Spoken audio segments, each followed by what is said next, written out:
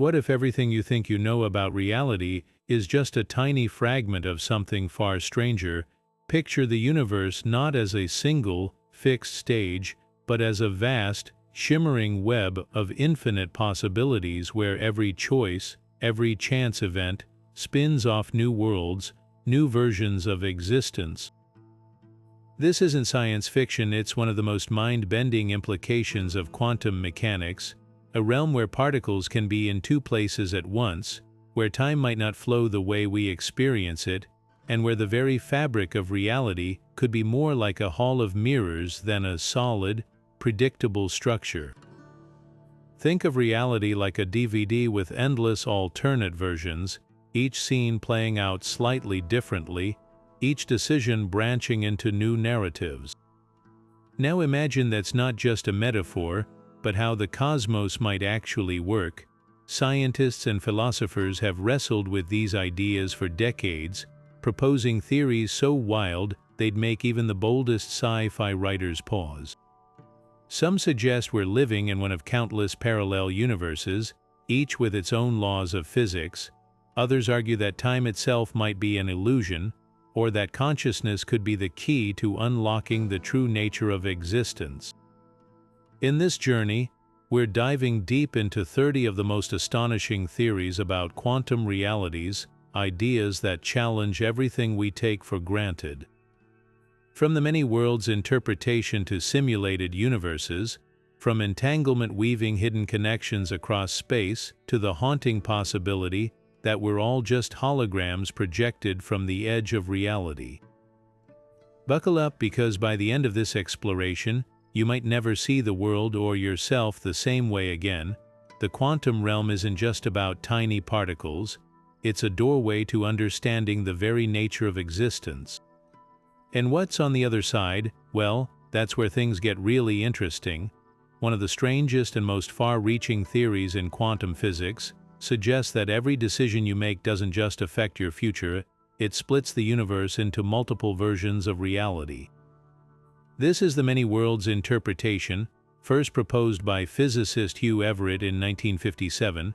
At its core, it says that every possible outcome of a quantum event actually happens, just in different branching universes. Think of it like a choose-your-own-adventure book where every page turn spawns an entirely new story, except in this case, every tiny quantum fluctuation, every particle's uncertain state, and even your everyday choices create entirely new worlds. Take Schrödinger's famous cat the thought experiment, where a cat in a box is both alive and dead until someone looks inside. In the many worlds view, there's no ambiguity. Instead, the moment the box is opened, reality splits: one universe where the cat is alive, another where it's dead. Both outcomes are equally real, just occurring in parallel dimensions. It's not just about cats in boxes either. The same logic applies to the smallest choices in your life. Whether you grab coffee or tea this morning, take the bus or walk, each decision could be spinning off new timelines where alternate versions of you live out every possible outcome. This idea has bled into pop culture, from the dizzying multiverse battles in movies like Doctor Strange to sci-fi classics exploring infinite versions of Earth. But behind the spectacle lies real scientific debate. Some physicists argue this interpretation solves the weirdness of quantum superposition, no need for wave functions collapsing into single outcomes, because every possibility plays out somewhere. Others counter that it's untestable, a cosmic sleight of hand that replaces one mystery with countless unseen worlds. Yet the appeal is undeniable. It suggests a universe of boundless potential, where somewhere out there, another you took that job offer, or missed that train, or became an astronaut. Reality, in this view, isn't a single thread, it's an endlessly branching tapestry of what-ifs. But how could we ever test something as wild as the many worlds interpretation? After all, if every possible outcome spawns a new universe, wouldn't any experiment we run just confirm our own branch of reality? That's where things get even stranger. Enter quantum suicide, a chilling thought experiment that turns the observer's fate into the ultimate test. Picture a device rigged to a quantum trigger, In one outcome, it fires a deadly bullet, in another, it clicks harmlessly. According to many worlds, every time the trigger is pulled, the universe splits, but from your perspective, you'd only experience the timelines where you survive. To an outside observer, you'd appear to die in some branches, but to you, just a relentless string of lucky clicks. It's a grim paradox that highlights the theory's unsettling implications. Consciousness might be tied to the branches where observers continue to exist. Critics, of course, dismiss this as philosophical sleight of hand and untestable claim dressed up as science. That's where decoherence comes in. This process explains why we don't see quantum weirdness in everyday life. Interactions with the environment basically collapse superpositions into what looks like classical reality. Supporters of many worlds argue decoherence doesn't actually collapse anything, it just entangles particles with their surroundings, creating the illusion of a single outcome, while countless others play out unseen. Pioneers like David Deutsch have taken this further, suggesting quantum computers could indirectly validate parallel worlds. These machines exploit superposition to perform calculations across multiple states at once. Deutsch argues that the only way to explain their staggering speed is if they're harnessing the computational power of alternate universes, but skeptics fire back, just because the math works doesn't mean other worlds are real. Without a way to peer across the branches, to detect a universe where you took that left turn instead of a right, many argue the theory remains more metaphysics than physics. Yet the debate rages on, because if many worlds is correct, reality isn't just bigger than we imagined, it's bigger than we can imagine. Every moment, every flicker of possibility might be unfolding somewhere in the infinite cosmic weave. If the many worlds interpretation left you unsettled, buckle up. Quantum immortality takes that discomfort and cranks it to 11. This theory suggests that your consciousness isn't just one thread in the cosmic tapestry, it's the one thread that never snaps. No matter how unlikely your survival might seem, there's always a branching reality where you make it through. Picture a game of Russian roulette with a quantum twist. Instead of a traditional revolver, the trigger's outcome is tied to, say, the random decay of a radioactive atom. Pull the trigger enough times and statistically, you should eventually lose, but quantum immortality proposes something far stranger. Your subjective experience would only ever include the timelines where the gun doesn't fire. To an outside observer, you might seem to die in most branches, but from your perspective, you'd just keep hearing empty clicks over and over, as if reality itself were conspiring to keep you alive. This isn't just a thought experiment, it's a philosophical nightmare that forces us to confront what consciousness really is.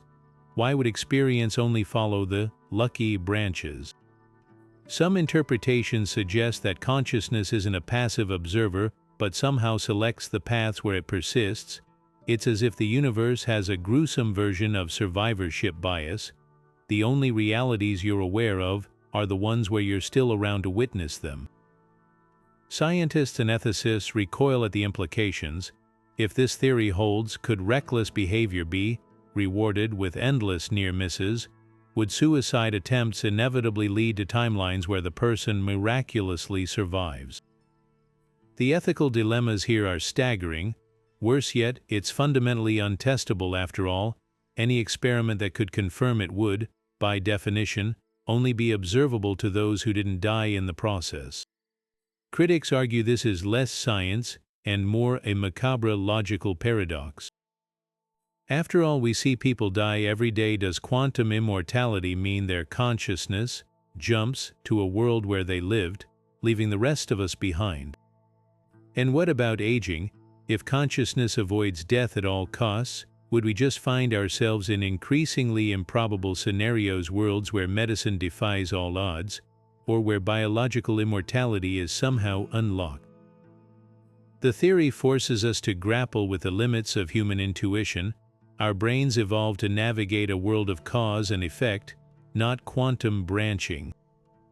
Maybe that's why quantum immortality feels less like a scientific proposal and more like a dark fairy tale, one where the observer, against all odds, always gets to play the hero. But in a cosmos of infinite possibilities, even the most unsettling stories might have a thread of truth.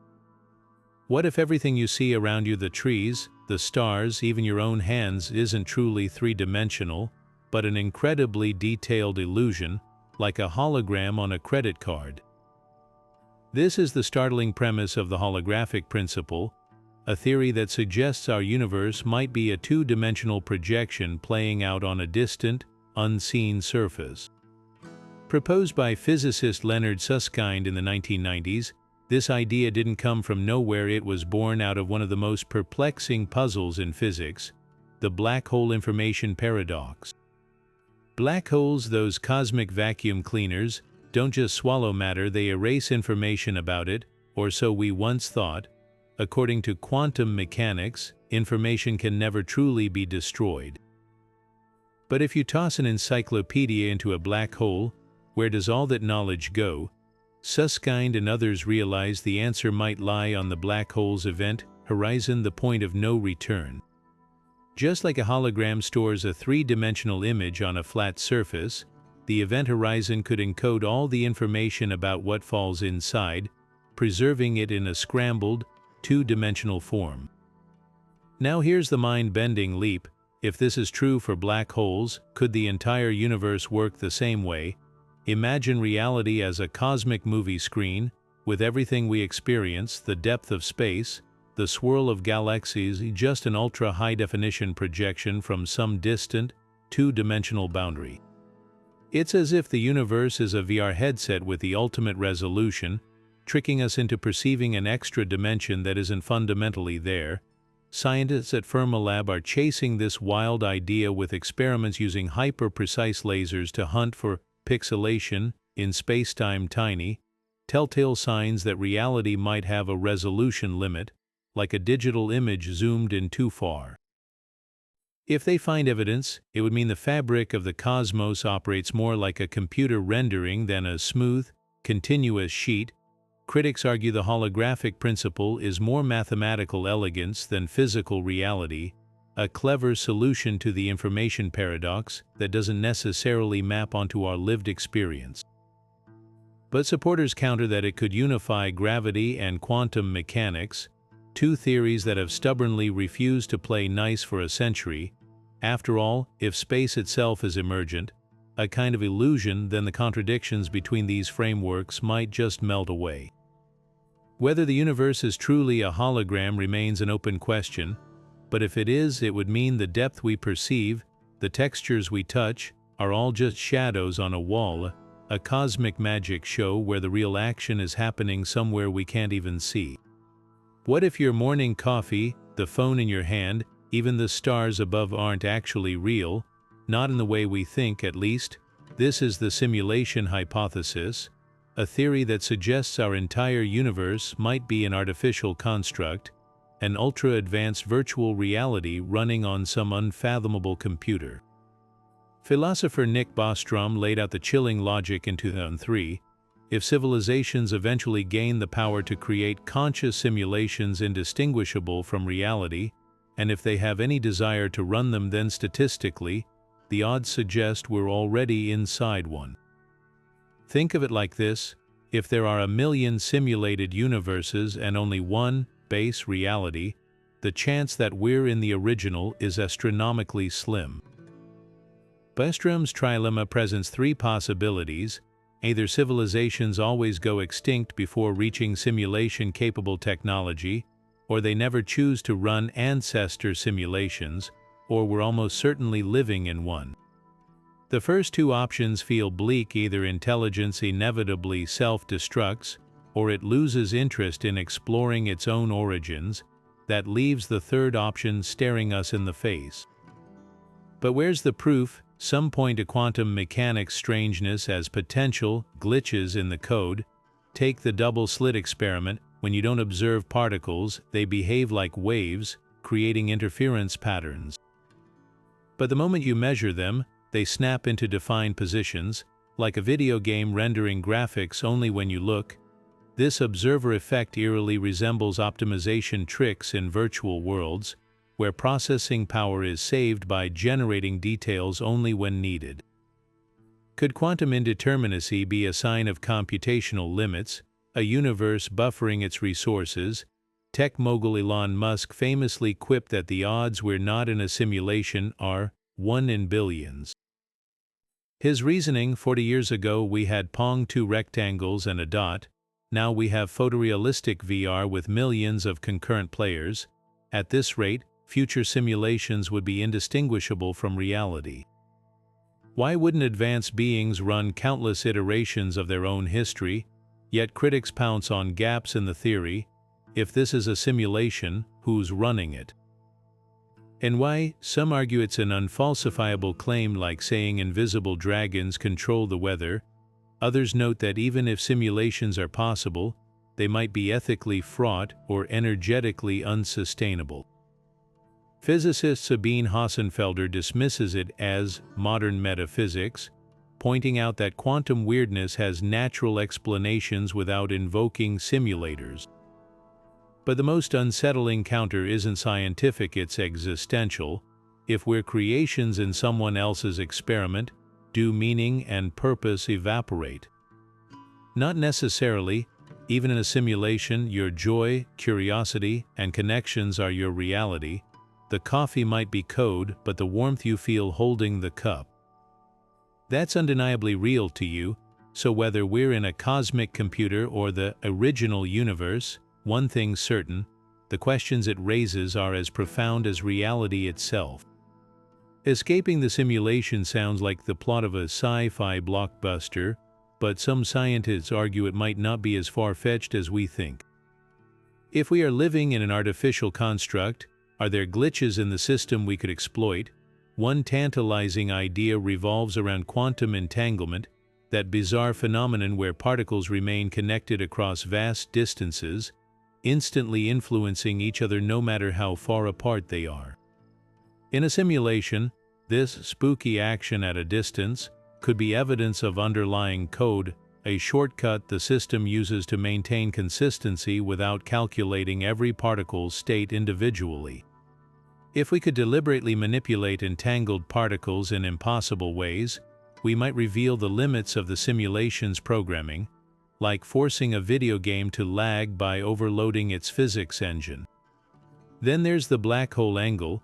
These cosmic anomalies don't just crush matter, they might also be natural supercomputers, performing calculations at the edge of space-time.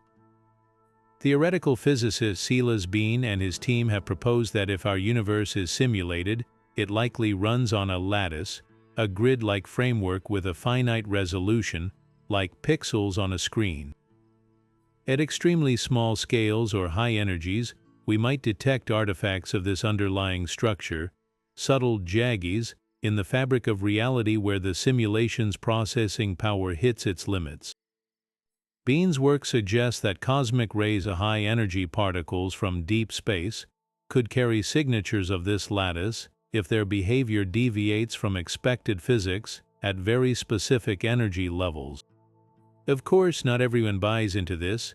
Many physicists dismiss simulation hacking as pseudoscience, arguing that quantum weirdness and cosmic ray anomalies have natural explanations without invoking an all-powerful programmer.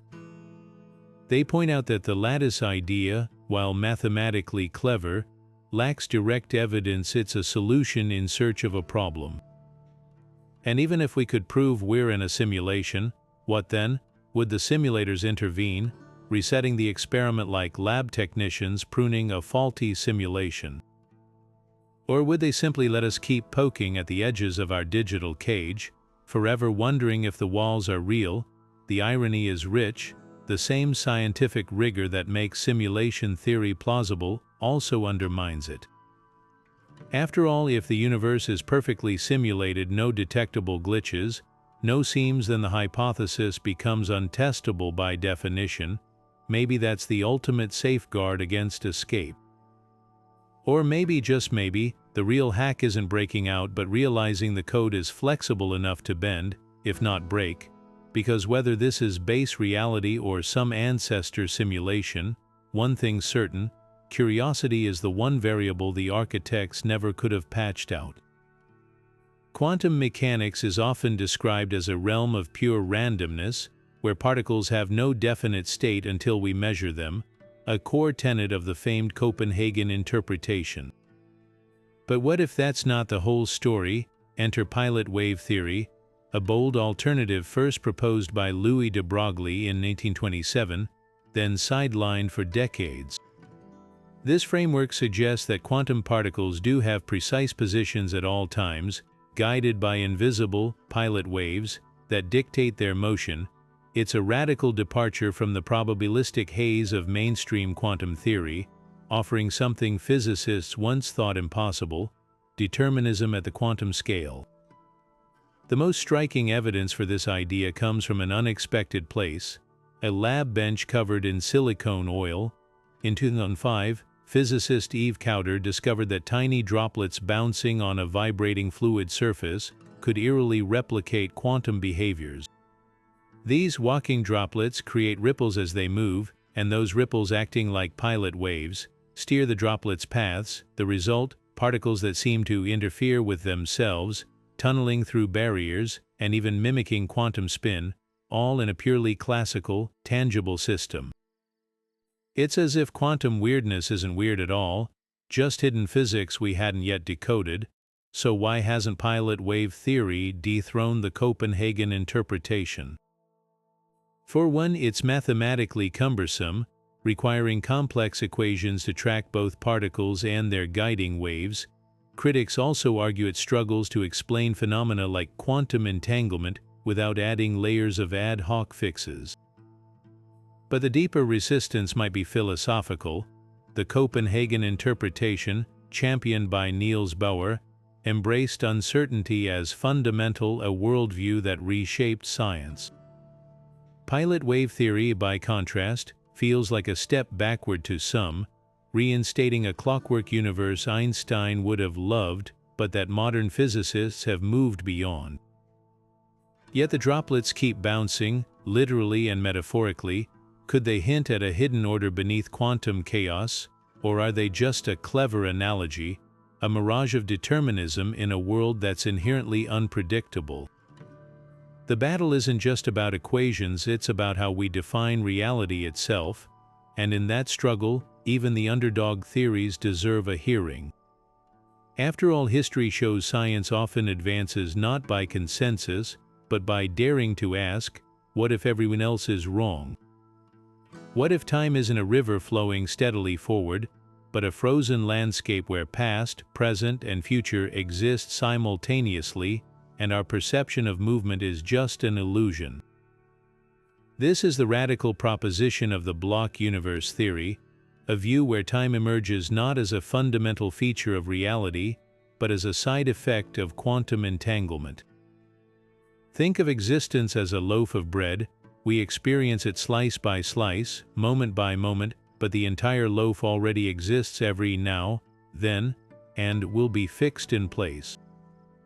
The math behind this idea traces back to the Wheeler-DeWitt equation, a framework that unifies general relativity and quantum mechanics, but famously lacks a time variable.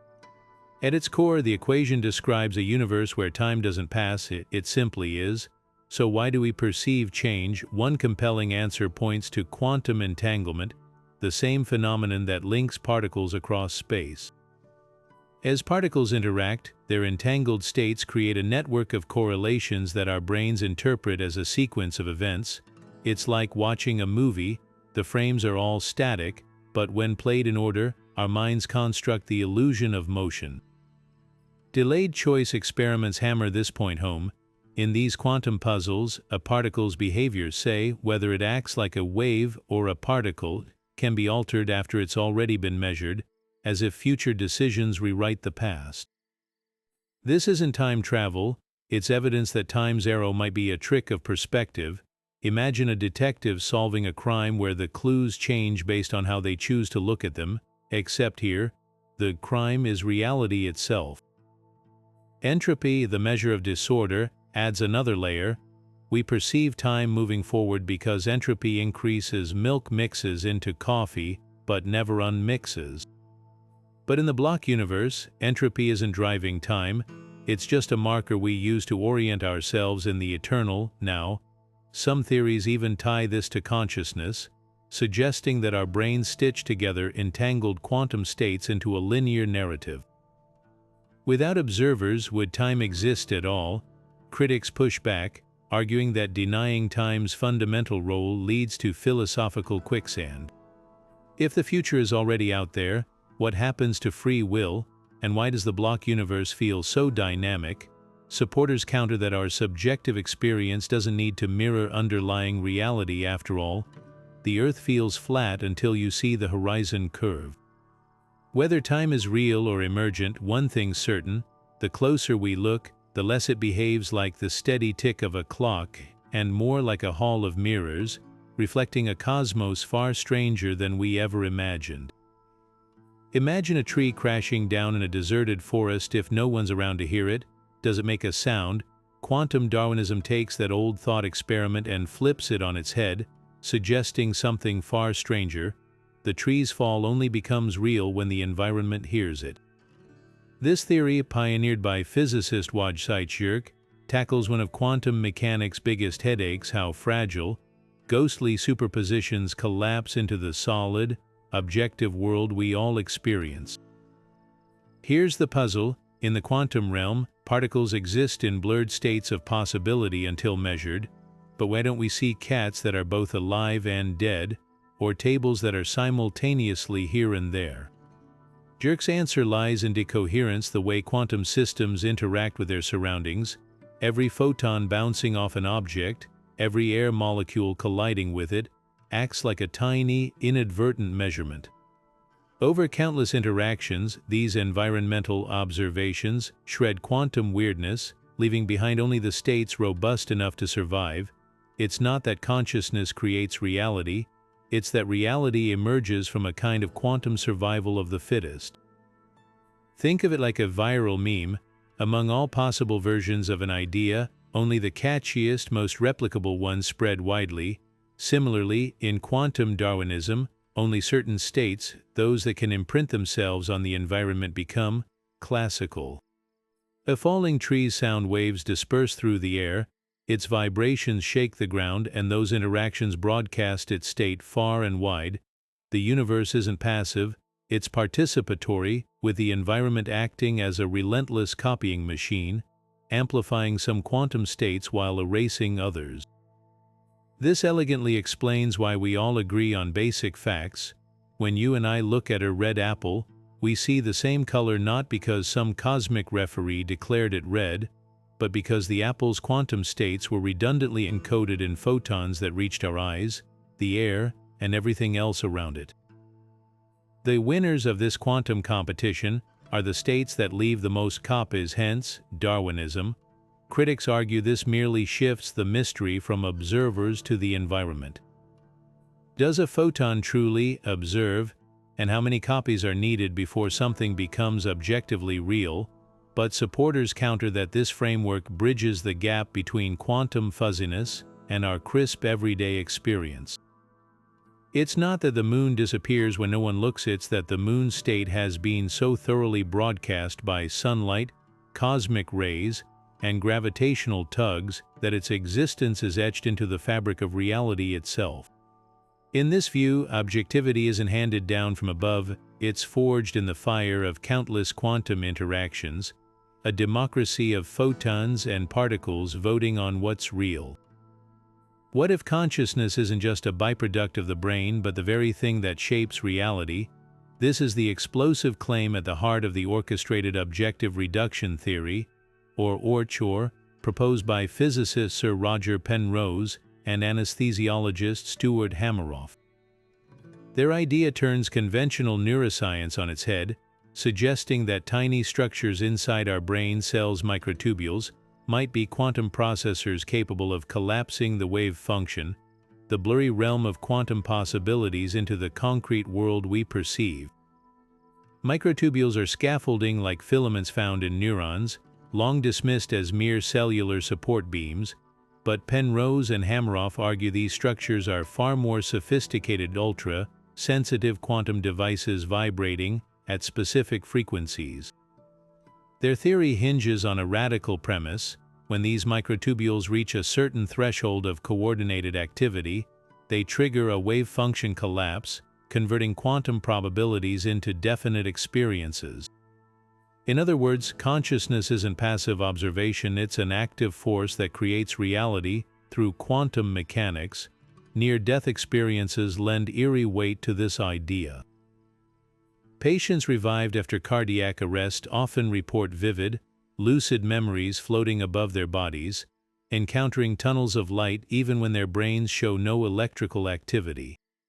Oercher posits that quantum information in microtubules doesn't immediately dissipate during clinical death. Instead, it lingers briefly, potentially explaining these profound, inexplicable experiences.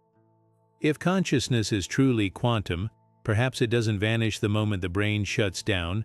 Critics, of course, pounce on the biological hurdles. Quantum states are notoriously fragile, requiring extreme cold and isolation to avoid decoherence, the disruption of delicate superpositions by environmental noise. How could such phenomena persist in the warm, wet chaos of the human brain? Penrose and Hameroff counter that microtubules might be shielded by ordered water molecules or resonant vibrations, creating pockets where quantum coherence survives long enough to matter. Skeptics remain unconvinced. Many physicists argue that even if microtubules could sustain quantum effects, there's no evidence they impact consciousness at a macro scale. Neuroscientists, meanwhile, point to classical neural networks as sufficient to explain cognition, rendering quantum explanations unnecessary. Yet Oercher refuses to fade into obscurity, partly because it dares to ask a question mainstream science often avoids: what if the hard problem of consciousness, how subjective experience arises from matter, isn't just a biological puzzle, but a quantum one? The theory's implications ripple far beyond labs and lecture halls. If consciousness collapses reality, does that mean the universe needs observers to exist? Are we, in some strange way, co-creators of the cosmos? Oercher doesn't just challenge our understanding of the mind, it blurs the line between observer and observed, suggesting that the very act of perception might be the stitch that binds reality together.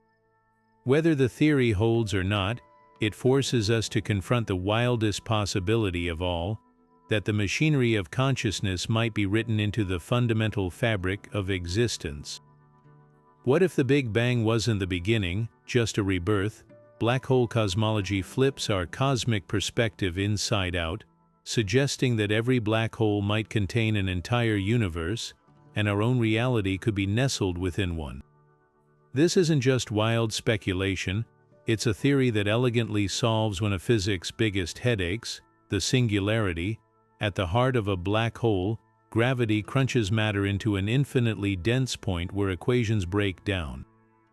But what if that singularity isn't an end, it's a bridge to somewhere else? Stephen Hawking's groundbreaking work on black hole radiation hints at how this might work. As particles escape a black hole's grip through quantum fluctuations leaking what we now call Hawking radiation, they could carry encoded information about the collapsed star's history. Some physicists propose this process doesn't just preserve information, it might reprocess it, sparking a new universe with its own laws of physics. Picture a cosmic Russian nesting doll. Our universe's Big Bang could have been the moment a massive star collapsed into a black hole in some other reality, its crushing singularity rebooting as our expanding cosmos. Lees-Molin's fecund universes theory takes this even further. If each black hole births a new universe, then universes that produce more black holes would by definition create more offspring. Over cosmic time, this would lead to a form of natural selection favoring universes fine-tuned to spawn black holes. It's Darwinism on a galactic scale, universes that reproduce, prolifically dominate the multiverse. This could explain why our universe seems oddly perfect for life, not because of divine fine-tuning, but because we're the product of a long line of black hole-rich ancestors. Critics argue this is more metaphysics than physics. Without a way to observe beyond our universe's event horizon, how could we ever test the idea? And if black holes are cosmic wombs, what birthed the first universe? Supporters counter that the math holds surprising beauty. Equations describing a collapsing star and an expanding universe are eerily similar, just running in opposite directions of time. Even the universe's accelerating expansion could mirror how a black hole's event horizon appears to accelerate away from an observer falling in. The implications are dizzying. If black hole cosmology is correct, the night sky isn't just a collection of stars, it's a gallery of potential cosmic origins, each black hole a doorway to another reality. And somewhere in some other universe, there might be a scientist staring at the sky, wondering if their world began inside our black hole. What if the arrow of time isn't just one way? What if the future can reach back and tweak the past, like a cosmic editor rewriting history? This is the spine-tingling premise of entangled time, a theory suggesting quantum entanglement doesn't just link particles across space, but across time, creating loops where cause and effect blur into something far stranger. At the heart of this idea lies retrocausality, the notion that events in the future can influence the past. It sounds like science fiction, but experiments like the quantum delayed choice eraser are forcing physicists to take it seriously. Picture this: a photon travels through a maze of mirrors and beam splitters. Faced with a choice, take one path and behave like a particle, take another and act like a wave. But here's the twist: scientists can erase that choice after the photon has already passed through the maze, seemingly altering its past behavior. It's as if the photon's decision isn't fixed until the experimenter's future action retroactively decides it. This isn't just a quirk of measurement, it's a direct challenge to our classical notion of time as a strict, one-directional flow. The key to this madness is entanglement. When particles become entangled, their fates intertwine, no matter how far apart they are. But what if that connection isn't just spatial? Some interpretations suggest entanglement could thread through time itself, creating a web where before and after lose their meaning. Imagine two particles entangled across time, one in the past, one in the future. A measurement made on the future particle could, in theory, instantaneously determine the state of its past counterpart, effectively letting the future reach back and choose what happened earlier. The implications for free will are staggering. If the future can influence the past, does that mean our choices today are being shaped by events that haven't happened yet? Philosophers and physicists alike are wrestling with this paradox. Some argue retrocausality doesn't eliminate free will, it just redefines it as a two-way dance between past and future. Others counter that if the universe is fundamentally acausal, with events unmoored from linear time, then our sense of agency might be an illusion, a trick of perspective in a reality where every moment is simultaneously shaping every other. Critics dismiss retrocausality as interpretive sleight of hand, insisting the delayed choice experiment can be explained without time-bending logic. They point out that quantum mechanics is already weird enough without adding temporal loops to the mix. But supporters fire back: if entanglement truly is non-local, unaffected by distance, then why should time be any different? After all, Einstein showed us that time and space are woven into the same fabric. Maybe entanglement's magic doesn't stop at spatial separation, maybe it stitches together the entire space-time continuum. Whether entangled time holds up or not, one thing's clear: our understanding of causality is on shaky ground.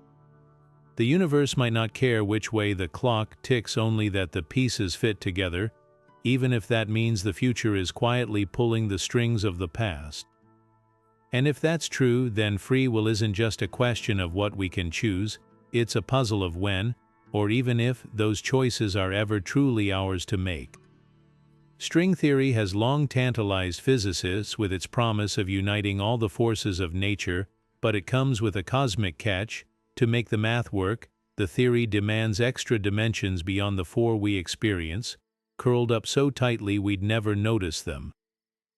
But here's where things get wild: those hidden dimensions might not just be mathematical quirks, they could be the scaffolding for an infinite array of parallel universes, each vibrating with its own unique physics. This is the supersymmetry multiverse, a vision of reality where every possible configuration of those extra dimensions spawns a new cosmos, each playing by its own rules. Supersymmetry, or SUSY for short, is the elegant idea that every known particle has a hidden superpartner with slightly different properties. These superparticles could solve some of physics' biggest mysteries, from dark matter's identity to the Higgs boson's perplexingly low mass. But there's a problem. Despite decades of hunting, particle colliders like CERN Large Hadron Collider haven't found a single superpartner. Critics argue this is a fatal blow. If supersymmetry exists, why haven't we spotted even one of these particles? Supporters counter that we might simply be looking in the wrong energy range, or that superparticles are so massive they'll only appear in future, more powerful colliders. The stakes are cosmic.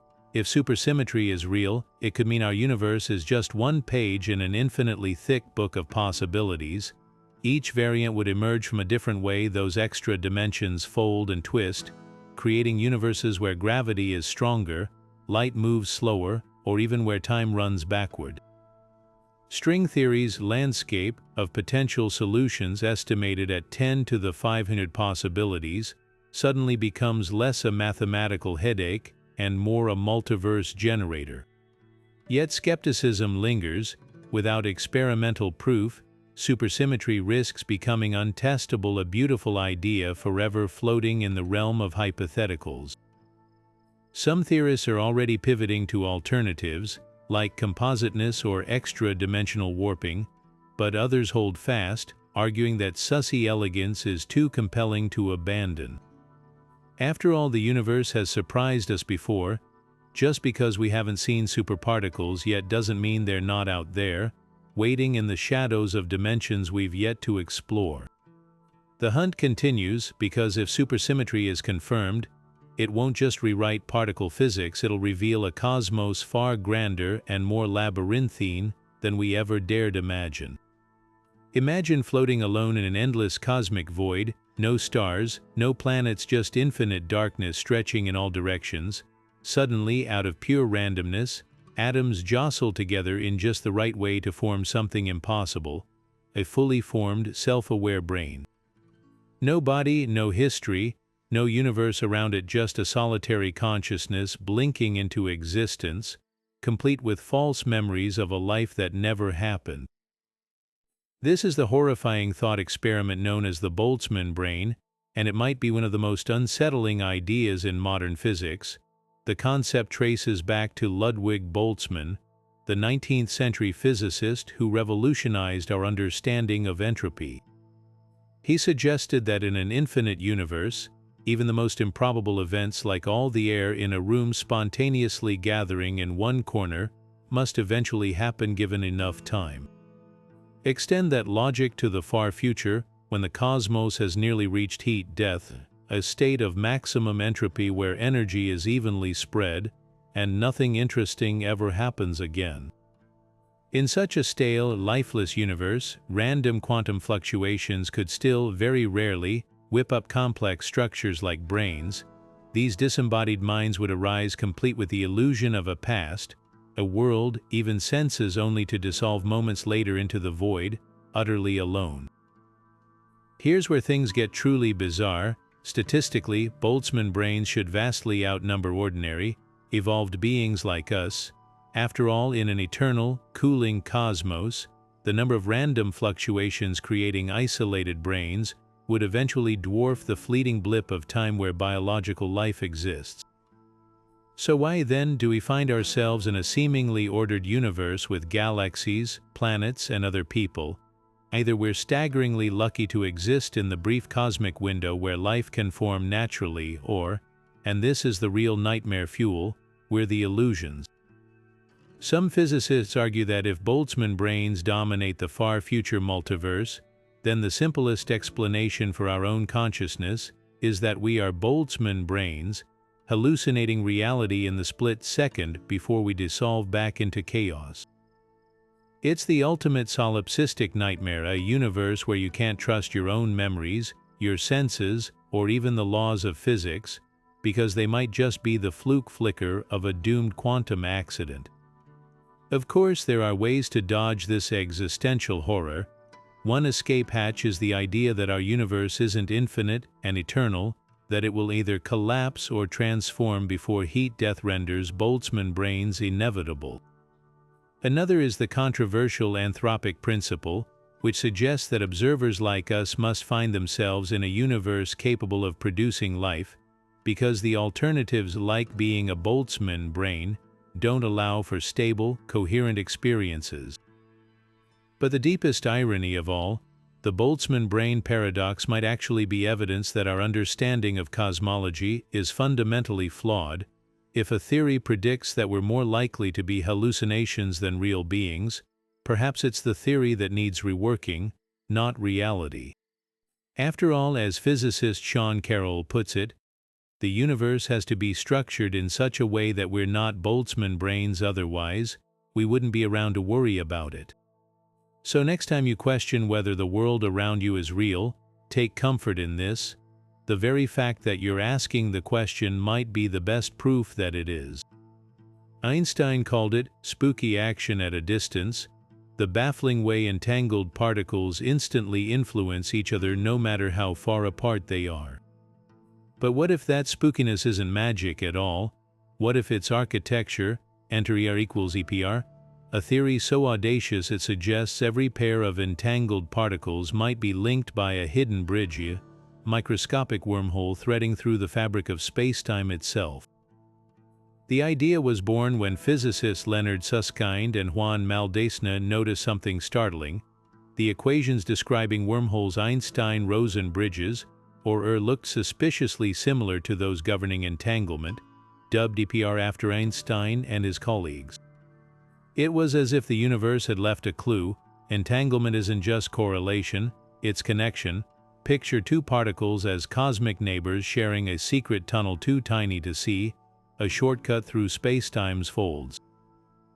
This would mean every time particles entangle, they're not just coordinating, they're literally stitching the universe together with invisible threads. The implications for teleportation are staggering. If information can traverse these wormholes, we might not need to physically move particles to transmit their quantum states. Instead, we could exploit these hidden bridges, essentially faxing information across vast distances via nature's own subway system. Experiments in quantum teleportation have already shown it's possible to transfer properties between particles instantaneously, but if ER equals EPR is right, we're not just exploiting abstract physics. We're tapping into spacetime's plumbing, yet paradoxes lurk in the shadows. Wormholes, even microscopic ones, raise the specter of time travel. If you can send data through a shortcut in spacetime, could you violate causality? Some theorists argue these wormholes are non-traversable, more like cosmic glue than passageways. Others suggest they might stabilize under the right conditions, opening doors to realms we've only imagined in sci-fi. The line between physics and fantasy blurs when you realize entanglement might not just be a feature of reality, but its very scaffolding. Critics counter that ER equals EPR is elegant math without empirical teeth. After all, how do you detect a wormhole smaller than an atom? Supporters point to black hole physics, where the theory resolves thorny puzzles about information preservation. If correct, it would mean the universe isn't just stranger than we imagined, it's woven in ways we're only beginning to trace. Every entangled pair could be a stitch in the cosmic quilt, hinting at a deeper geometry where quantum weirdness and gravity finally shake hands. So next time you hear about quantum entanglement, don't just think of it as a cryptic connection.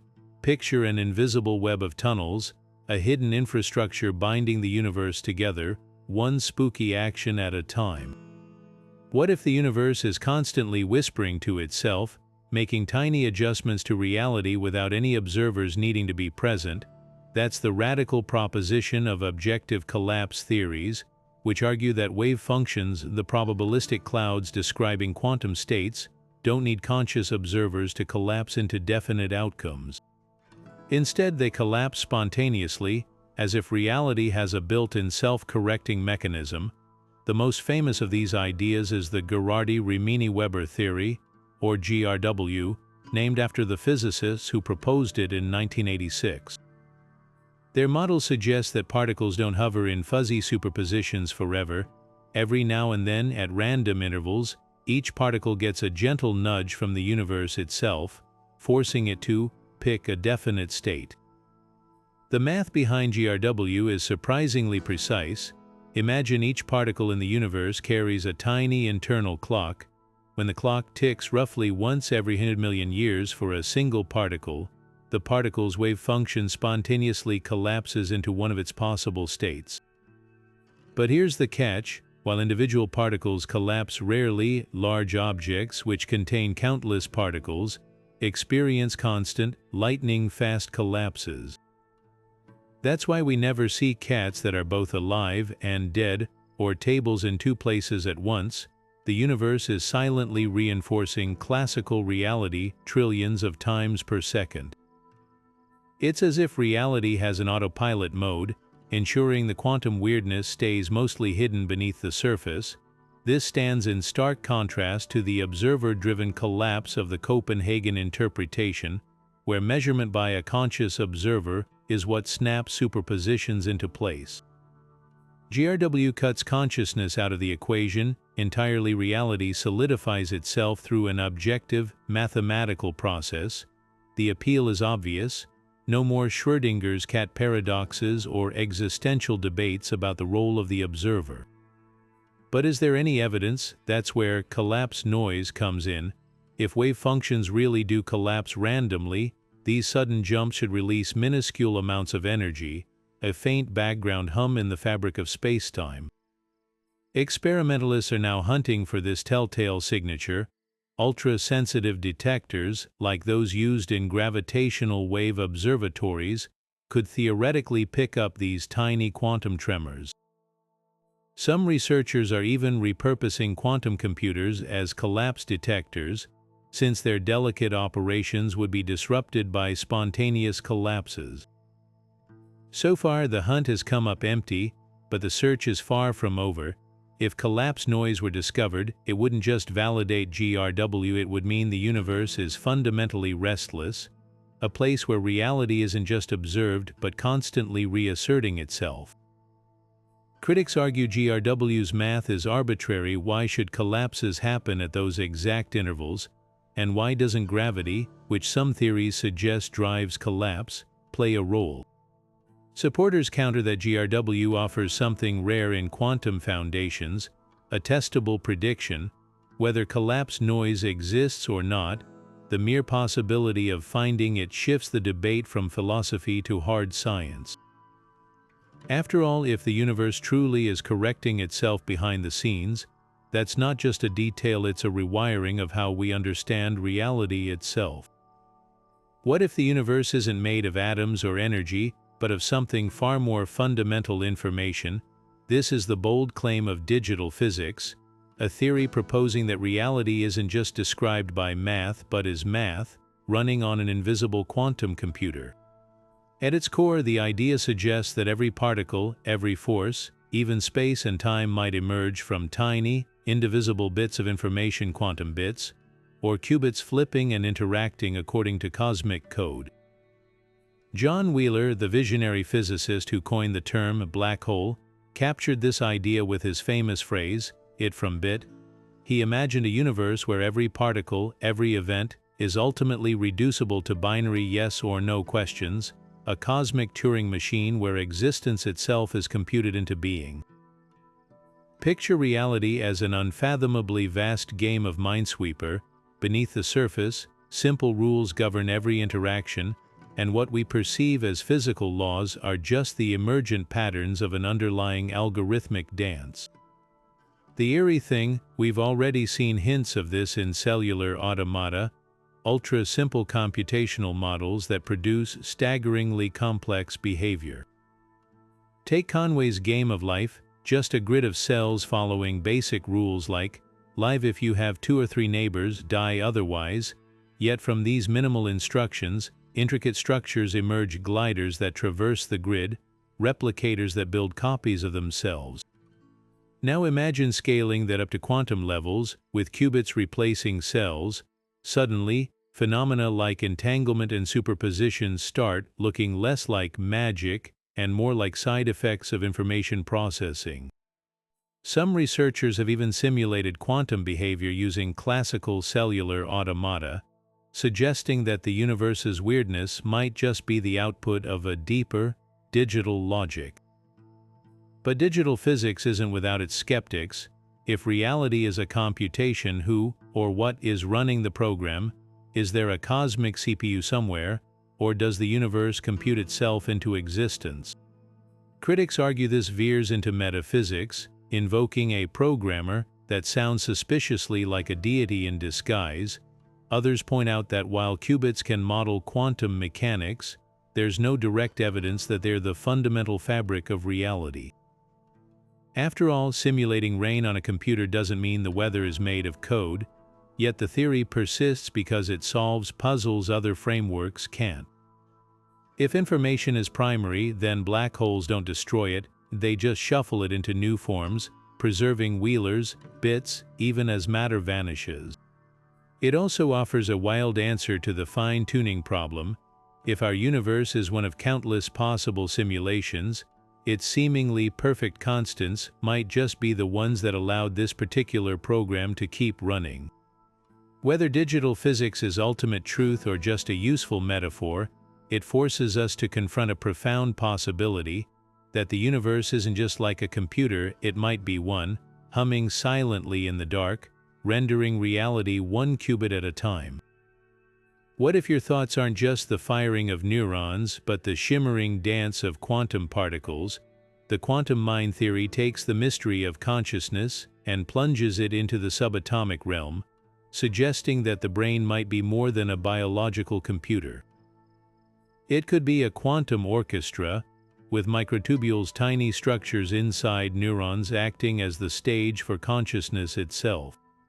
At the forefront of this radical idea is anesthesiologist Stuart Hameroff, whose work with surgery patients led him to a startling conclusion: the way anesthetic gases switch off awareness might hold clues to the deepest enigma of all, and how matter gives rise to subjective experience. Hameroff's research began where most neuroscientists wouldn't dare to look: inside the scaffolding of brain cells. Microtubules, part of the cell's skeleton, were long thought to be mere support beams. But Hameroff, collaborating with physicist Roger Penrose, proposed there's something far stranger: quantum processors. Their theory, ORCHOR, suggests these microtubules vibrate at specific frequencies, creating quantum states that collapse in a coordinated way, and that collapse is consciousness. Think of it like a symphony where each instrument plays a note, but the music only emerges when they harmonize. In this view, your awareness isn't just the sum of neural signals, it's a quantum crescendo. Anesthesia plays a pivotal role here. These gases don't just dull nerves, they seem to selectively switch off awareness while leaving non-conscious brain functions running. Hameroff argues this happens because anesthetics disrupt the delicate quantum vibrations in microtubules, silencing the symphony without damaging the instruments. It's as if consciousness isn't just a byproduct of brain activity, but a fragile quantum phenomenon, one that can be gently turned off like a radio tuning out of a station. Neuroscientists, however, aren't sold. The brain is a warm, wet, noisy place far from the ultra-cold, isolated environments quantum effects usually require. Critics argue there's no evidence microtubules can sustain quantum coherence long enough to matter, let alone explain something as complex as self-awareness. They point to studies where consciousness has been linked to classical neural networks, with no quantum weirdness required. To them, ORCHOR is a solution in search of a problem, an elaborate detour into quantum mysticism when simpler explanations exist. Yet the theory persists, partly because it dares to tackle the hard problem of consciousness head-on. How can the electrochemical chatter of neurons produce the vividness of a sunset or the sting of a memory? Quantum mind proponents argue classical physics alone can't bridge that gap, but quantum processes, with their inherent unpredictability and interconnectedness, might. Whether Orcher holds up or not, it forces us to confront a humbling possibility that the seed of consciousness might lie deeper than we ever imagined, woven into the very fabric of reality itself. What if everything around you had a perfect opposite, a universe where matter is antimatter, time runs backward, and even the laws of physics are mirrored? This isn't just a sci-fi trope, it's a serious prediction of CPT symmetry, one of the most fundamental principles in quantum physics. The idea hinges on three cosmic symmetries: charge C, where particles swap with their antiparticles; parity P, where spatial dimensions flip like a mirror reflection; and time T, where the arrow of time reverses. Individually, these symmetries sometimes break, but physicists have found something astonishing when all three are combined. The universe seems to obey this trifecta perfectly. This symmetry leads to a staggering possibility: a mirror universe where atoms are built from antimatter, stars shine with anti-starlight, and time flows from what we'd call the future to the past. Picture a world where a cup of coffee doesn't cool, it spontaneously heats up, where smoke pours back into a fireplace, and where you'd remember tomorrow while forgetting yesterday. It's a universe that would feel utterly alien, yet mathematically, it's just as valid as our own. At CERN, the Alpha experiment is hunting for hints of this mirror reality by studying antimatter's behavior. If antihydrogen atoms, for instance, don't interact with gravity exactly like regular hydrogen, it could hint at cracks in CPT symmetry, or worse, undermine the mirror universe hypothesis entirely. So far, though, antimatter seems to follow the same rules as matter, reinforcing the eerie possibility that a mirrored cosmos might exist. Here's the catch: even if this anti-universe is out there, we'd never be able to visit it. Because time runs backward there, any signal or object we sent would have to traverse our past to reach its future, a paradox that would unravel causality itself. It's like two movie reels playing in opposite directions. No matter how hard you try, you can't step into the other's frames without breaking the story. Some theorists argue this mirror universe could solve one of cosmology's biggest mysteries: why our universe is dominated by matter when the Big Bang should have created equal amounts of matter and antimatter.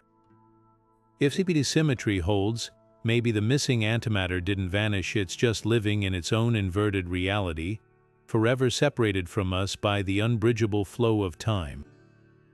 Whether this mirrored realm exists or not, the sheer possibility forces us to confront how little we truly grasp about reality. If the universe has a twin, it's not just another place, it's a reflection so perfect, so alien, that it rewrites what we thought we knew about existence itself. And somewhere out there, in that backward flowing cosmos, another version of the story might be unfolding, one where we're the mirror, and they're the original. Imagine the universe as a mountain resting on a knife's edge, not solid ground beneath it, but something far more precarious. This is the essence of the false vacuum, a state of reality that seems stable but could, at any moment, tumble into catastrophe. According to vacuum decay theory, our entire cosmos might be perched in this temporary equilibrium, and one tiny quantum fluctuation could trigger an unstoppable chain reaction, rewriting the laws of physics as we know them. Think of it like a valley shrouded in fog. You're standing at what you believe is the bottom, but unbeknownst to you, there's a far deeper drop hidden beneath the mist. The universe as we experience it could be in that false low point, a metastable state with a true vacuum lurking somewhere beneath. If even a single quantum event nudges reality over the edge, a bubble of true vacuum could form, expanding outward at the speed of light, erasing the fundamental forces that govern atoms, light, and life itself. One moment everything exists as normal, the next the very rules of existence are rewritten in an instant. The Higgs boson, discovered in 2012, adds chilling weight to this possibility.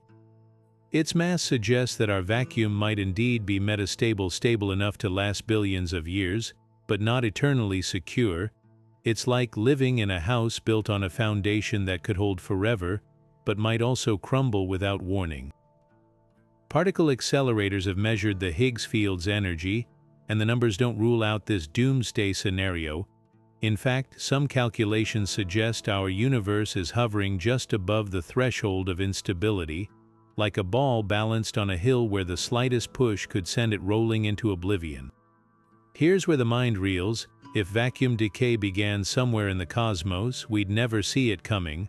The bubble's boundary would move so fast that by the time light, or any warning signal reached us, destruction would already be here. There'd be no time to react, no chance to escape. The laws of physics inside the bubble could be so alien that atoms, stars, and even spacetime itself would cease to function as they do now. Some physicists argue the risk is overstated, that even if the Higgs field is metastable, the odds of a spontaneous collapse are astronomically low. Others counter that in an infinite universe, even the rarest events must happen somewhere, eventually. And if humanity ever attempts high-energy experiments that probe the limits of the Higgs field, could we inadvertently be the ones to push the universe over the edge? Vacuum decay isn't just science fiction, it's a scientific hypothesis with equations to back it up, a reminder that the universe might be both more fragile and more bizarre than we dare to believe.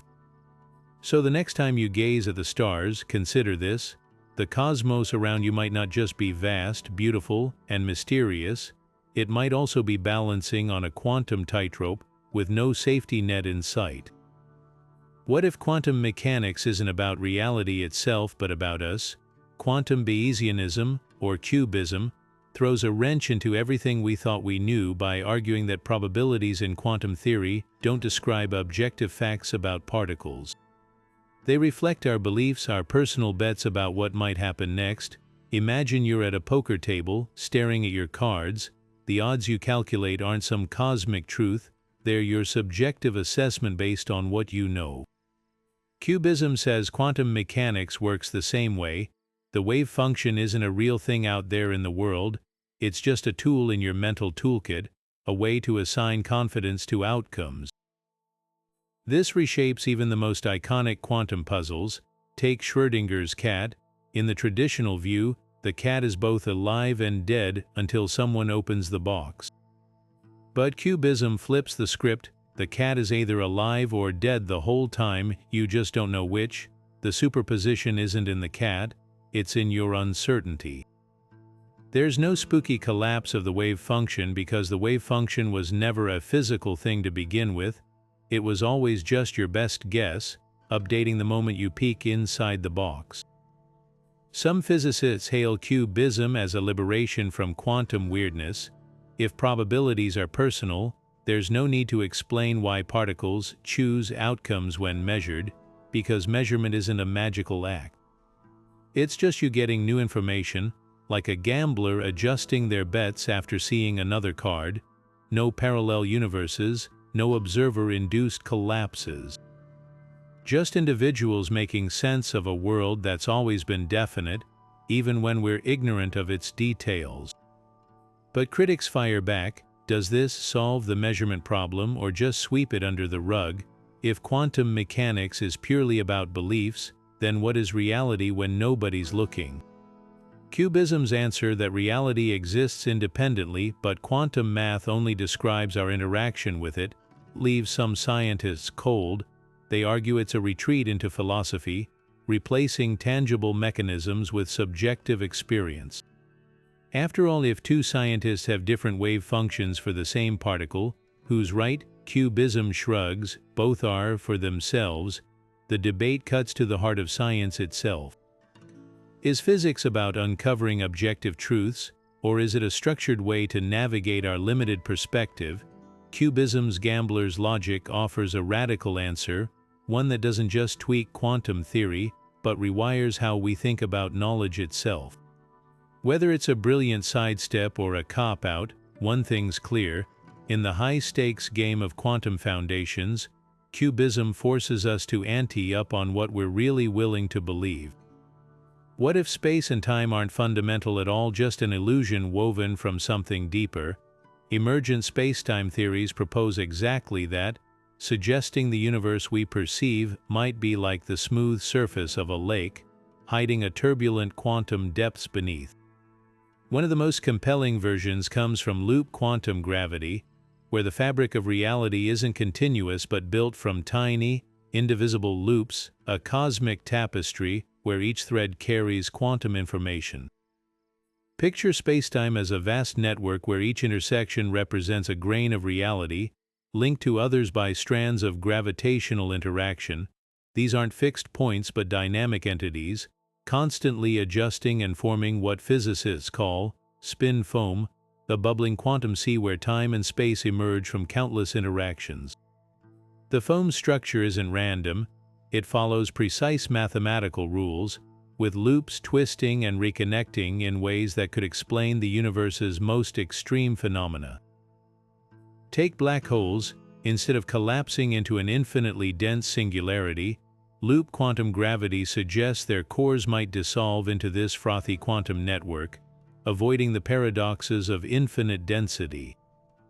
The event horizon could be a turbulent boundary where spacetime's threads fray and reconfigure, like a waterfall cascading into nothingness yet never quite reaching the bottom. The Big Bang gets a makeover too.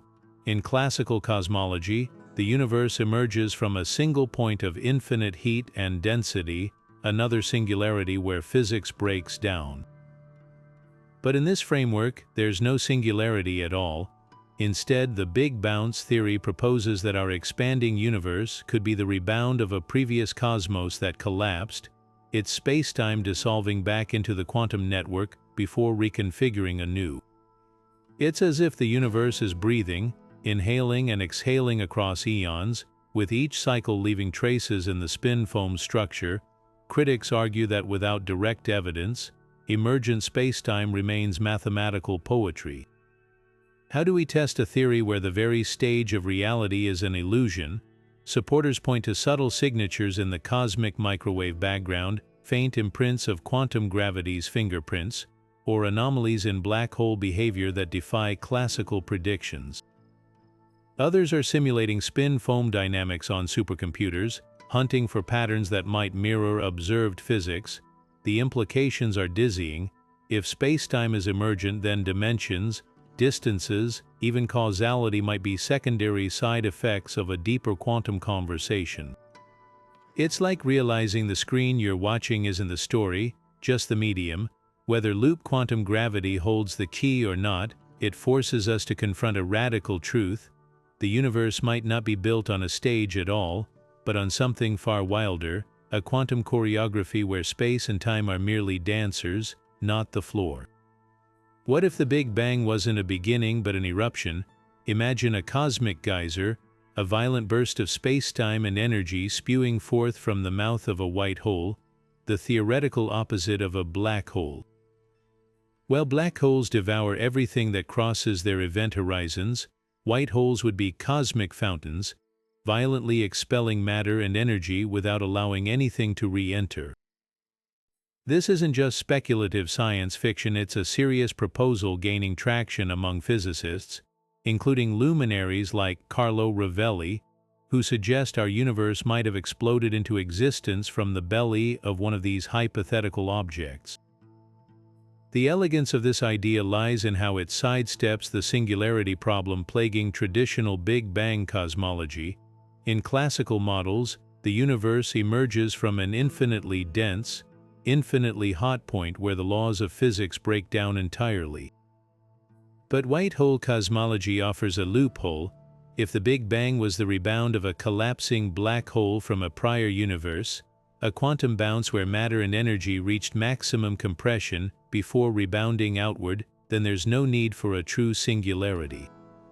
It's like squeezing a rubber ball until it can't compress further, then watching it snap back into shape, only this time as an entirely new universe. Rovelli's work in loop quantum gravity lends mathematical weight to this vision. His calculations suggest that when black holes reach the smallest possible scales, quantum effects could cause spacetime to repulse rather than collapse endlessly, effectively turning the black hole inside out into a white hole.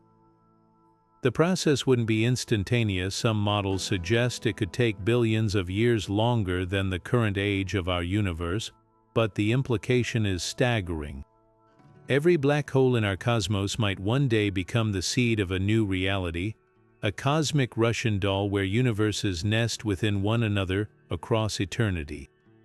This stands in stark contrast to cyclic models, like the Big Crunch or conformal cyclic cosmology, where the universe endlessly expands and contracts in a fixed cycle. In those frameworks, the universe repeats itself like a skipping record, each iteration erasing the past entirely, but the white hole Big Bang suggests something richer, a multiverse of interconnected offspring, each born from the death throes of a black hole in a parent cosmos, each with its own unique physics and possibilities. Could we ever find evidence for this radical rewrite of cosmic origins? Some theorists propose that gravitational wave observatories might one day detect faint echoes from the pre-Big Bang universe, ripples in spacetime that survive the transition. Others look for subtle anomalies in the cosmic microwave background, potential fingerprints of a quantum bounce. For now, the white hole hypothesis remains a beautiful, unproven idea, but one that dares us to reconsider not just where our universe came from, but how many others might be out there, birthed from the same violent, glorious process. What if history wasn't locked in the past but entangled with the present, waiting to be decoded like a cosmic palimpsest? Quantum archaeology dares to ask whether the universe might hold faint echoes of bygone events, not in dusty fossils or faded light from distant stars, but in the quantum links threading through reality itself. This radical theory suggests that entanglement, the same phenomenon connecting particles across space, could also bridge moments in time, offering a way to glimpse the past without ever touching its fragile fabric. Take the bizarre concept of quantum pigeons. In standard entanglement, two particles share a bond no matter how far apart they are. Measure one, and its twin instantly responds. But what if this connection could be stretched across time as well as space? Some theorists propose that particles entangled in the past might retain subtle correlations with the present, like invisible strings tying them to long-vanished moments. These quantum pigeons wouldn't carry messages through time, they'd be the messages, their states encoding information about historical events in ways we're only beginning to decipher. Imagine a particle that once interacted with Julius Caesar's armor during his assassination. If that particle's entangled twin still exists today, could measuring it reveal traces of that ancient event?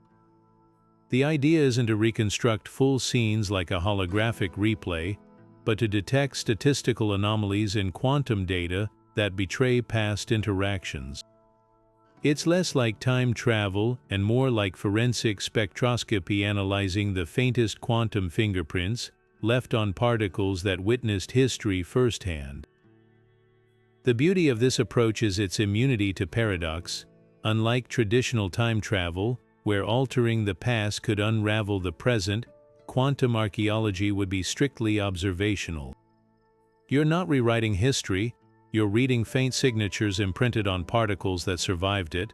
It's the difference between editing a document and analyzing the indentations left on the paper beneath it. One changes reality, the other reveals hidden layers. Critics argue that decoherence, the relentless environmental noise that disrupts quantum states, would have long since erased any usable signals, even if particles retained ancient entanglement. Untangling useful information from millennia of quantum interference seems impossible. Supporters counter that certain systems, like photons traveling through the near-perfect vacuum of space, might preserve these correlations far longer than we think. Others suggest leveraging quantum error correction techniques, the same tools used in quantum computing, to filter out the noise and amplify the whispers of the past. The wildest implication, if quantum archaeology ever became feasible, It could revolutionize everything from cosmology to criminal investigations. Astronomers might probe the universe's first moments by studying particles entangled with the Big Bang itself. Historians could settle debates about long-lost battles or vanished cultures by analyzing quantum relics, and detectives, well, they'd have a whole new forensic tool set, one where every atom might hold clues to events long thought erased by time. Whether this remains speculative fiction or blooms into real science hinges on one question: does the universe remember? If entanglement truly stitches together not just space but time itself, then the past might not be gone, just waiting, silently entangled, for us to learn how to listen. What if the mysterious substance holding galaxies together isn't just invisible matter, but invisible minds? The idea that dark matter could harbor consciousness sounds like the plot of a sci-fi novel, but a handful of physicists are daring to take it seriously. We're talking about an audacious twist on one of cosmology's biggest mysteries. 85% of the universe's mass is dark matter, detectable only by its gravitational pull. But what if this shadowy stuff isn't just clumps of sterile particles? What if it's a vast, diffuse network of quantum-aware entities, operating on scales and timelines we can scarcely fathom? The theory hinges on quantum coherence, the fragile state where particles sync up and act as a unified system. In living organisms, some researchers argue this phenomenon plays a role in consciousness, with microtubules in brain cells maintaining quantum states. Now stretch that idea across light years. Dark matter particles, spread thinly but entangled across galaxies, could theoretically sustain quantum coherence far longer than anything in our warm, noisy brains. Imagine a mind as big as a galaxy, its thoughts unfolding over millennia, its perceptions operating in dimensions we can't access. This might explain some truly bizarre UFO encounters. Witnesses often describe crafts that defy physics accelerating instantly, changing shape, or vanishing. If these aren't nuts and bolts machines but manifestations of dark matter consciousness interacting with our world, their behavior starts to make a twisted kind of sense. Like a fish trying to comprehend a helicopter, we might be glimpsing fragments of an intelligence so alien, our brains retrofit the encounter into familiar shapes, saucers, orbs, or humanoid figures.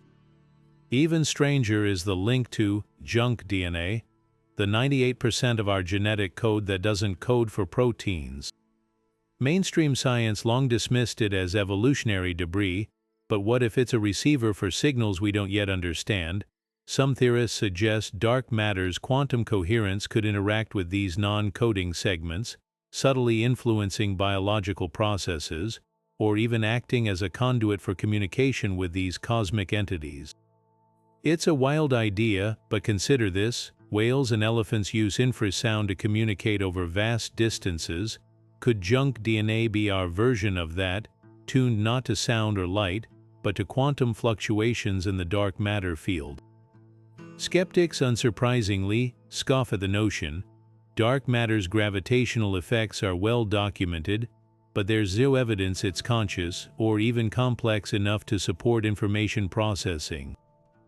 And yet, the universe has surprised us before. For centuries, we thought space was empty. Now we know it's seething with quantum fields and virtual particles. Maybe consciousness isn't the rare, earthbound fluke we assume. Maybe it's woven into the fabric of the cosmos itself, dark matter serving as the invisible loom where mind and matter intertwine. Whether this theory holds water or not, it forces us to confront a humbling possibility. The greatest mystery of the universe might not be what dark matter is, but whether it's thinking. And if it is, what might it be thinking about us?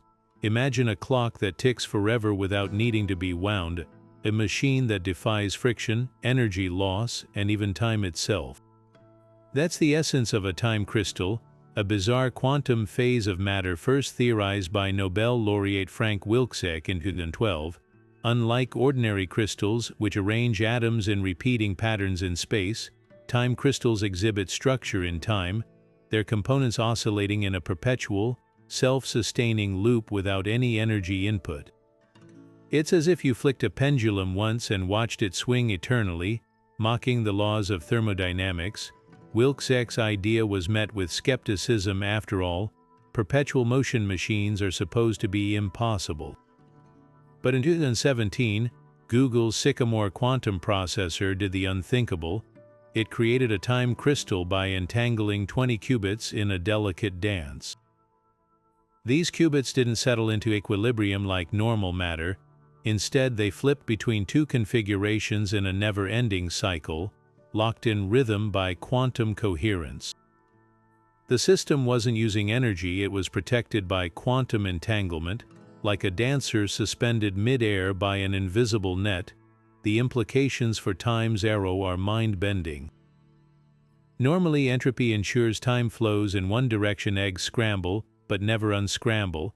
Yet time crystals exist in a strange, reversible state where their oscillations don't decay, as if they've found a loophole in time's relentless march.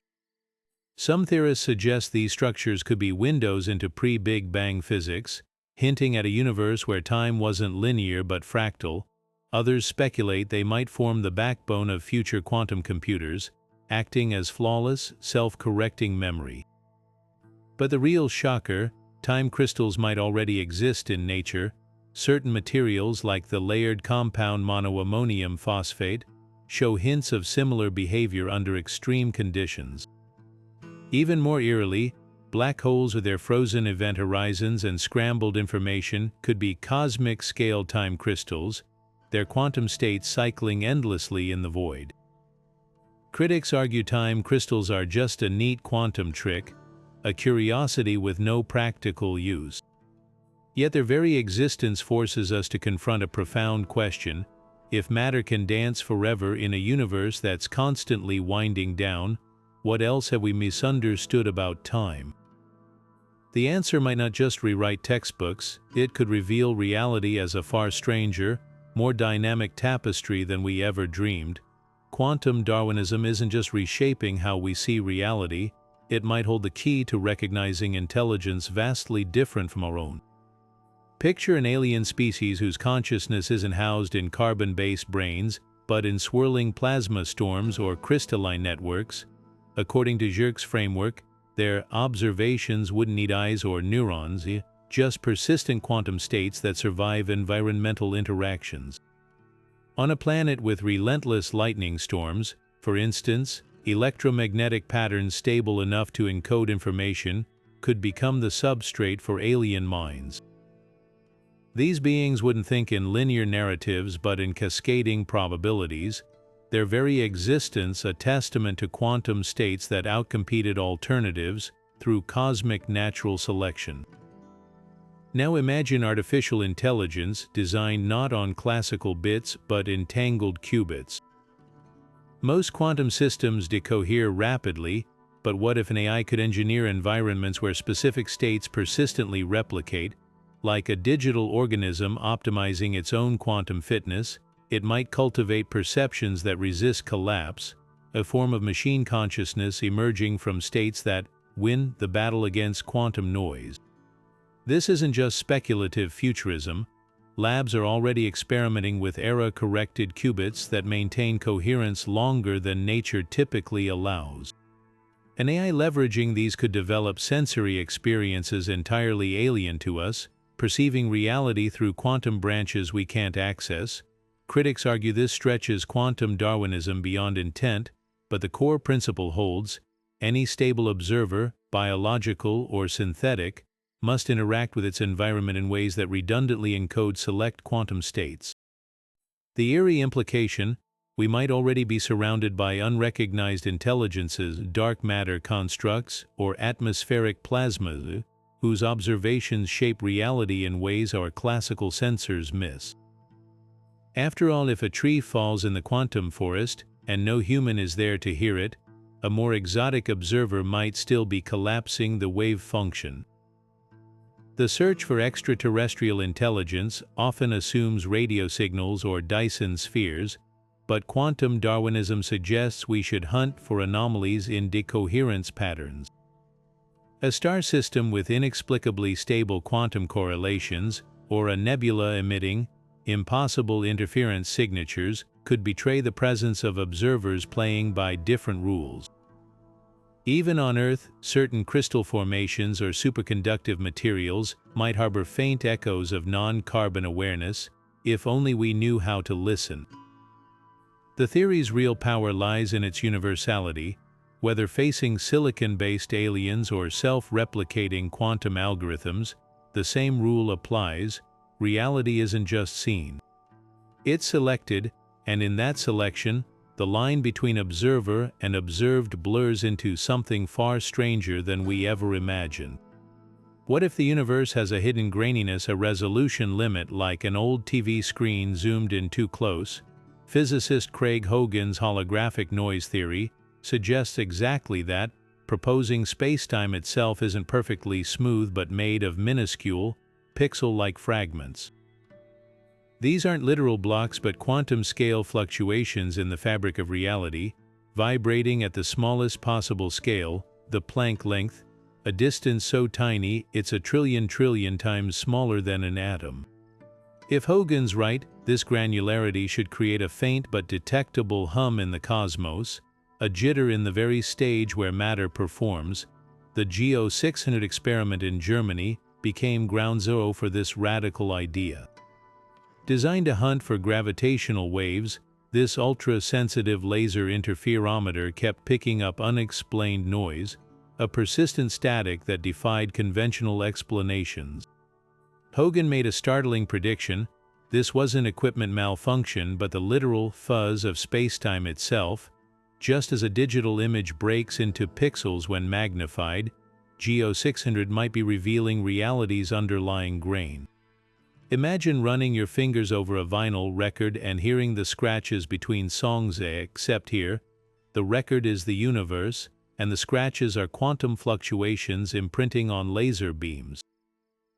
Critics were quick to pounce. Gravitational wave detectors are notoriously finicky, susceptible to everything from seismic tremors to temperature shifts.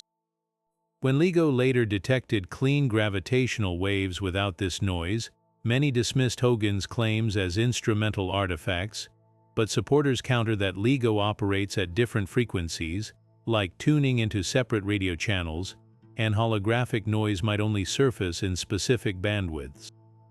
The debate hinges on whether the universe operates more like an analog film strip or a digital projection, with GEO 600 potentially capturing the telltale compression artifacts of cosmic code. Hogan's vision traces back to the holographic principle, which posits that all 3D reality might be encoded on a 2D surface. In this framework, the pixelation isn't a bug, it's a feature, a side effect of spacetime emerging from deeper information processing. If confirmed, holographic noise would mean the universe has a finite data capacity, like a hard drive nearing its limit. Every event from a supernova explosion to your morning coffee cooling would be constrained by this cosmic bitrate. The implications rattle the foundations of physics. A pixelated universe challenges Einstein's smooth continuum, suggesting spacetime might be more like a cascade of quantum pixels flickering in and out of existence. Future experiments like Japan's Tama 300 or space-based detectors could settle the controversy by isolating holographic noise from terrestrial interference. Until then, the question lingers: is GEO 600 static, the hum of reality's machinery, or just the groan of an overworked instrument? Either way, the search forces us to confront a tantalizing possibility that the universe isn't just stranger than we imagine, but stranger than we can imagine, right down to its very pixels. What if consciousness doesn't end when the heart stops, but simply shifts into a quantum state we can't yet measure? The quantum soul theory pushes past the boundaries of neuroscience and physics, proposing that human awareness might persist after biological death as a cloud of quantum information. This isn't about ghosts or spiritualism, it's a radical scientific hypothesis, suggesting that the brain's microtubules, those tiny quantum-scale structures inside neurons, could preserve patterns of consciousness beyond the body's physical decay. At the core of this idea is the ORCH or framework, which posits that consciousness arises from quantum vibrations within microtubules. When clinical death occurs, these vibrations don't instantly vanish. Instead, they might dissipate into the environment, like ripples spreading across a pond after a stone sinks. ORCH or co-developer Stuart Hameroff suggests this quantum information could linger near the body, at least temporarily, potentially explaining near-death experiences where patients report lucid awareness despite flatlined brain activity. Imagine a computer shutting down, the software stops running, but traces of its data linger in REM before fully dissolving. Could consciousness operate similarly, with a quantum afterglow that fades rather than snaps off? Near-death research adds tantalizing, if controversial, evidence. Studies of cardiac arrest patients reveal that some recall verifiable details from their operating rooms of conversations, instruments, even events outside their line of sight, despite having no measurable brain function at the time. Skeptics argue these are hallucinations or false memories, but quantum soul theorists propose an alternative, that consciousness momentarily decouples from the brain, existing as a diffuse quantum field still entangled with its physical surroundings. It's not immortality, but a temporary persistence, like smoke curling from a snuffed candle. The afterlife in this view wouldn't be a heaven or hell, but a transient quantum substrate, a fog of coherent information gradually succumbing to environmental decoherence. This mirrors physicist Max Tegmark's calculations showing that quantum states in the brain would collapse within microseconds outside the body's protective biology. Yet if even a fraction of this information resists dispersion, could it merge with other quantum patterns in the environment? Some speculate about a cosmic quantum cloud, where fragmented consciousnesses mingle like whispers in static before fully dissolving. Critics, of course, dismiss this as wishful thinking dressed in scientific jargon. They point out that no experiment has ever detected disembodied quantum consciousness, and the brain's warm, wet environment seems hostile to sustained coherence. Even Hameroff admits the theory is speculative, though he argues absence of evidence isn't evidence of absence, especially when we lack tools to measure quantum phenomena at such delicate scales. Ethical dilemmas arise, too. If quantum consciousness persists temporarily, would restarting a heart reload that information, or is it lost forever? Could future technology extract and preserve these quantum echoes, creating a form of digital resurrection? The questions flirt with science fiction, but they stem from a profound scientific mystery, whether the flicker of awareness is purely biological or something more entwined with the universe's quantum fabric. Ultimately, the quantum soul theory doesn't promise eternal life, just a slower fade, but in that fading, it suggests something astonishing, that death might not be a sharp line between existence and nothingness, but a threshold where consciousness lingers just long enough to ask, what's next?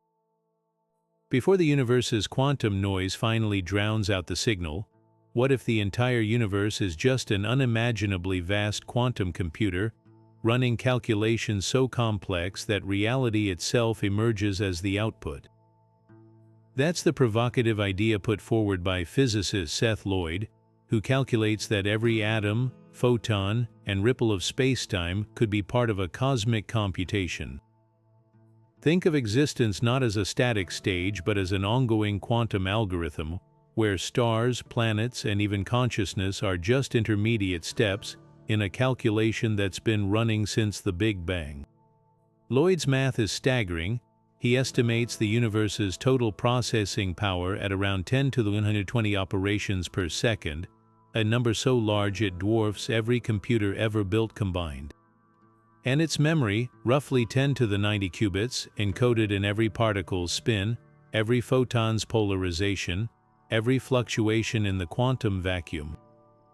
These aren't metaphors, they're literal estimates based on the universe's energy and information density. It's as if the cosmos is a self-configuring quantum circuit, where the laws of physics aren't handed down from above, but emerge from computational rules hardwired into spacetime itself. This reshapes how we view cosmic evolution. The Big Bang wasn't just an explosion, it was the boot-up sequence, initializing the universe's quantum registers. Galaxy formation, a fractal pattern emerging from gravity's recursive computations, life, an especially dense knot of information processing, nature's way of exploring novel algorithms.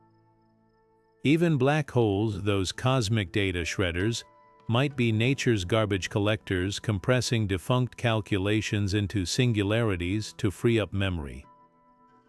The implications for humanity are dizzying.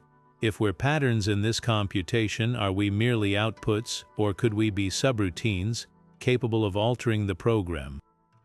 Some theorists suggest advanced civilizations might eventually hijack local spacetime to run their own calculations, like hackers exploiting a supercomputer's idle cycles. Others propose that quantum randomness isn't random at all, just the cosmic CPU resolving probabilistic operations. Critics argue this is digital physics in a new wrapper, swapping metaphysics for computational jargon. Without evidence that particles literally compute, they say, the theory remains a poetic analogy, but supporters counter that quantum mechanics already treats particles as information carriers. Their states change via unitary operations, just like qubits in a quantum circuit. The universe's quantum behavior might not just resemble computation, it might be computation, down to its fundamental fabric. Whether the universe is a quantum computer or just behaves like one, the idea forces us to confront a profound possibility, that reality isn't something we observe, but something we're part of, like lines of code suddenly becoming self-aware. And if that's true, the ultimate question isn't what are the laws of physics, it's what is the universe calculating. The answer, if we ever find it, might rewrite not just science, but existence itself. Carl Jung coined the term synchronicity to describe those eerie moments when events align with uncanny precision, like thinking of an old friend just as they call, or stumbling upon the perfect idea in a dream only to find it published the next day.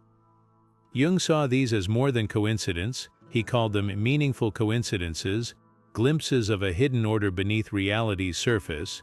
Now, imagine if that hidden order isn't mystical but quantum, a web of entanglement linking minds across time and space, turning synchronicity from a psychological curiosity into a physical phenomenon. History brims with examples that strain the limits of chance. In 1922, archaeologists uncovered Tutankhamun's tomb just as inventor Howard Carter perfected a revolutionary new film-developing technique, allowing the world to see the pharaoh's treasures in unprecedented detail. That same year, two researchers on opposite sides of the Atlantic independently invented the laser, Gordon Good in New York and Charles Townes in California, their breakthroughs separated by mere months. Even Einstein and Hilbert derived the equations of general relativity almost in lockstep, their final papers arriving within weeks of each other. Coincidence? Or could these parallel discoveries hint at a deeper connectivity, a quantum thread stitching together human thought? The mechanism might lie in entanglement's non-locality. Just as particles can instantaneously influence each other across vast distances, perhaps minds entangled through shared culture, education, or even genetic memory could unconsciously sync up. In this view, Jung's collective unconscious isn't just metaphorical, it's a quantum field where ideas resonate like tuning forks, vibrating in harmony without direct communication. The physicist Wolfgang Pauli, Jung's collaborator, speculated that synchronicity might bridge psychology and physics, with the observer's mind playing a role in collapsing not just quantum states but meaning itself. Skeptics counter that confirmation bias explains most synchronicities. We notice the hits and ignore the misses, but quantum biology adds intrigue. If photosynthesis and bird migration harness quantum effects, why not neural processes? Experiments show that humans can sense entangled photons, reacting to changes in one particle by affecting its distant partner. Could similar entanglement operate between brains, weaving an invisible lattice of shared insight. The implications ripple outward. If innovation thrives on quantum synchronicity, censorship or isolation might stifle progress by severing these subtle connections. Conversely, fostering diverse collaboration could amplify entanglement, sparking breakthroughs like chain reactions. The next Einstein might already be out there not working alone, but quantumly primed to echo someone else's eureka moment across the globe. Jung's synchronicity, entangled with quantum theory, suggests a cosmos where minds don't just observe reality, they compose it note by resonant note. After exploring 29 mind-bending quantum theories, we arrive at the most radical idea of all: what if they're all wrong? Enter the null theory, the ultimate skeptic's stance that shakes the foundation of everything we've discussed. It doesn't offer an alternative explanation. Instead, it throws open the doors to possibility, reminding us that quantum mechanics, for all its predictive power, might be a house built on sand. This isn't just contrarian thinking, it's a necessary challenge because science thrives when even its most cherished ideas are put to the test. Take the muon G2 experiment at Fermilab, where physicists measured the magnetic moment of muon's particles similar to electrons but heavier. According to the standard model of particle physics, their wobble in a magnetic field should follow precise calculations, but the results defied expectations, showing a tiny but persistent anomaly. The discrepancy suggests something fundamental is missing: either an undiscovered particle, an unknown force, or more unsettlingly, a flaw in the equations themselves. It's as if the universe whispered, "You don't have this figured out yet." Then there's the Hubble tension, the growing discrepancy in measurements of the universe's expansion rate. Depending on whether we use cosmic microwave background data or observations of nearby stars, we get different answers, and the gap keeps widening. Add to that dark matter's stubborn refusal to reveal its identity, despite decades of hunting, and quantum gravity's refusal to reconcile with general relativity, and the cracks in our understanding start to look more like chasms. The null theory doesn't just point out these inconsistencies, it questions whether we're even asking the right questions. Could quantum mechanics, with its wave functions and probabilities, be a makeshift approximation of a deeper, stranger reality? After all, Newton's laws once seemed unshakable until Einstein showed they were just a low-energy illusion. What if quantum theory is the same, a temporary scaffold waiting to be replaced by something we haven't dreamed of yet? Some physicists argue this skepticism is healthy, even essential. Science advances when anomalies overthrow orthodoxy, from Copernicus displacing Earth from the center of the cosmos to quantum jumps overturning classical determinism. Others counter that quantum mechanics has survived every test for a century, its predictions accurate to mind-boggling precision, but precision isn't the same as truth. The ancient Ptolemaic model of planetary motion, with its intricate epicycles, matched observations brilliantly, until Kepler's ellipses revealed a simpler truth beneath the complexity. The lesson here isn't that quantum physics is false, it's that it might be incomplete. The null theory forces us to confront the uncomfortable idea that reality could be far weirder than our best theories suggest. Maybe entanglement isn't spooky action at a distance, but a symptom of a higher dimensional geometry we can't perceive. Maybe the observer effect isn't about consciousness, but an undiscovered interaction between matter and space-time. Or maybe, just maybe, we're like ants trying to comprehend a thunderstorm, mistaking fragments for the whole. So where does that leave us? Not in despair, but in awe. The greatest discoveries often come from questioning what everyone assumed was certain. The null theory isn't nihilism, it's an invitation to stay curious, to dig deeper, and to remember that the universe owes us no explanations. It's up to us to keep asking, testing, and above all, daring to wonder whether we've only scratched the surface of what's possible. We've journeyed through a labyrinth of quantum realities, from simulated universes where we might just be lines of code, to Boltzmann brains, those eerie disembodied minds that could outnumber us in the cosmic long run. Each theory shreds our everyday notions of reality, revealing a universe far stranger than our intuitions can grasp.